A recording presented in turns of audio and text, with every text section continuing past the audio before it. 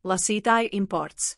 Jūsu lasītājiem ir nepieciešams tikai viens lasītāja konts visiem jūsu izdevniecības izdevumiem. Vairāku vai atkārtotu reģistrāciju gadījumā lasītājs saņems e-pasta ar saiti, kas automātiski pieslēgs viņu kontam. Reģistrācijas procesā tiek parādīti visi aktīvie izdevēja zīmoli. Importējiet visus savus lasītājus, neatkarīgi no tā, vai tie ir abonenti ar automātisku atjaunošanu vai bez tās, atteikuma vai biļetenu abonenti ar SEPA pilnvarojumu vai bez tā, ar e-pasta vai pasta adresi. Mēs parūpēsimies par visu saziņu, rēķinu izrakstīšanu, debetēšanu un jebkādiem atgādinājumiem pa e-pastu vai pastu. Kā rīkoties? Vja. Dodieties uz izvēles punktu abonenti un importēt. Otrkārt.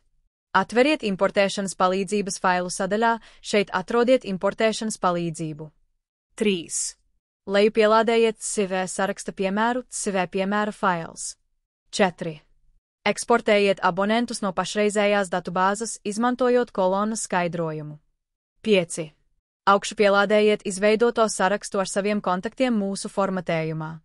Ja fails ir formatēts nepareizi, saglabāšanas laikā tiks parādīts sarkans kļūdas ziņojums. Labojiet failu, izmantojot šeit redzamo ziņojumu, un mēģiniet veikt jaunu importu. Mēs parūpēsimies par importu uz Stripe ne ilgāk kā 30 dienu laikā.